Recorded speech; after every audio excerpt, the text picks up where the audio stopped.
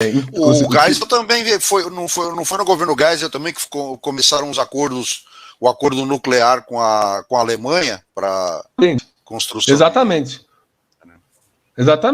Por quê? Por conta do objetivo de diversificação da matriz energética. Porque já que o petróleo estava caro, o Brasil deveria apostar em outras fontes de energia. Então o Brasil apostou na energia nuclear, para isso fez o acordo com a Alemanha, já que a Alemanha oferecia melhores condições de transferência de tecnologia, porque o Brasil tinha um acordo militar com a Westinghouse, dos Estados Unidos, mas a Westinghouse não transferia tecnologia. A Westinghouse simplesmente queria construir a usina pronta e a gente dependeria deles para tudo. O Geisel falou, não, a gente tem que ter o controle da tecnologia nuclear, porque a gente tem que se desenvolver, a gente tem que ter a nossa soberania, inclusive também porque o governo Geisel tinha a ideia, a ambição de construir a bomba atômica. E, de fato, a tecnologia da bomba atômica começou a ser construída no governo Geisel a partir desse programa, a partir desse acordo nuclear com a Alemanha, ao qual os Estados Unidos se opuseram, né? Inclusive, o presidente da empresa alemã que fechou o acordo com o Brasil foi morto, tomou um tiro, né? Não é difícil saber de onde que veio esse tiro, né? Então, houve também a construção das grandes usinas hidrelétricas Itaipu e Tucuruí. Itaipu como a maior usina hidrelétrica do mundo, Tucuruí já como a terceira maior na época, né? Então vocês imaginam o que seria o Brasil hoje sem Itaipu e sem Tucuruí? Sem Itaipu e sem Tucuruí, o Brasil seria um Sudão. Né? Ele teve uma visão de 50 anos, né, Felipe? Sim, exatamente. Você vê que tudo isso é o que você falou agora há pouco. Tudo isso que se iniciou ou se construiu nesse período é basicamente o que sustenta a nossa estrutura hoje. Exatamente. Ou seja, não se fez nada. A estrutura que nós temos hoje, o chão em que pisamos hoje, foi alicerçado em grande parte naquela época.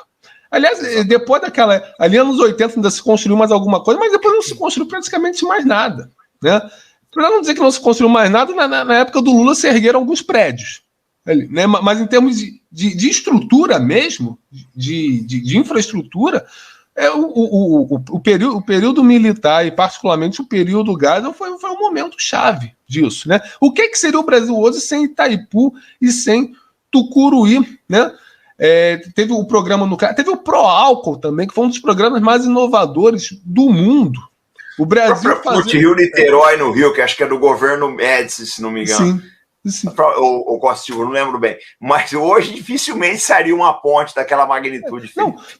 Não sairia aquela ponte, ainda mais porque a história da ponte é interessantíssima. Ela começou a ser construída no governo Costa e Silva com um consórcio inglês. Inclusive a Rainha Elizabeth esteve aqui no Brasil para inaugurar a pedra inicial da ponte, tudo mais. Só que o consórcio inglês estava atrasando a obra. O consórcio inglês não estava mostrando competência para fazer a obra. Aí, o que é que o Mário Andreasa, que era o ministro do interior do Médici, fez? Né? Mandou encampar o consórcio. O governo Médici encampou o consórcio inglês e tocou a obra. Criou uma empreiteira estatal para tocar a obra e terminou a obra em tempo recorde. Né? A ponte Rio-Niterói foi inaugurada em tempo recorde. Assim como a Replan, a refinaria de Paulínia, que também é do governo Médici, foi a refinaria, que até hoje é a maior refinaria do Brasil, foi na época a refinaria construída mais rápida no mundo. E até hoje o Brasil era visto naquela época, gente, só para situar os mais novos, como a China é vista hoje. O Brasil era visto, no início dos anos 1970, como a China é vista hoje. Eu lembro de uma reportagem alemã que o cara termina assim, né? O Brasil continua sendo um motor econômico. Então, era impressionante a pujança do Brasil naqueles anos. Foi impressionante essa pujança. E de lá para cá. Eu só queria fazer um pequeno comentário. O Felipe perguntou o que seria do Brasil hoje sem Itaipu e sem Tucuruí. Eu queria fazer uma outra pergunta. O que seria o Brasil se a gente tivesse desenvolvido esse projeto nuclear de forma mais pujante, vamos dizer assim, né? Enfim. A gente ficou pelo caminho, né? O Brasil seria muito, muito maior do que é. E o projeto nuclear não era só construir Angra 1, Angra 2 e as 14 usinas nucleares que estavam planejadas. Foram também vários laboratórios e centros de pesquisa que foram inaugurados ainda no governo Geisel.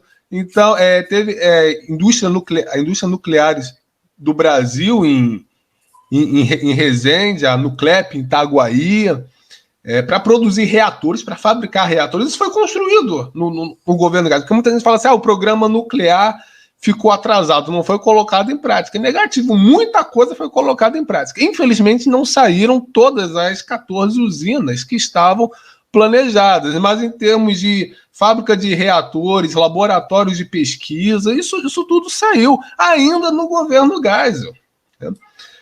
Então, a UFMG, o Instituto de Física da UFMG, tem um laboratório de física nuclear que é um dos mais avançados do mundo. Foi construído naquela época, no governo Geisel. Né? Teve o Proálcool, né, para o Brasil fazer o álcool combustível. O Brasil adaptou toda a frota de veículos dele para o álcool. Né? Isso é algo absolutamente inovador. Tudo isso tendo em vista o quê?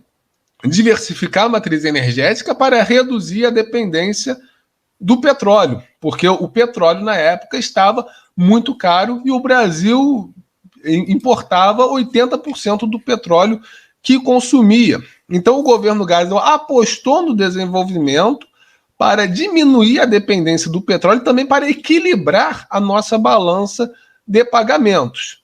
Então o governo Geisel substituiu importações para o Brasil não precisar importar de fora o que ele poderia produzir aqui dentro, né?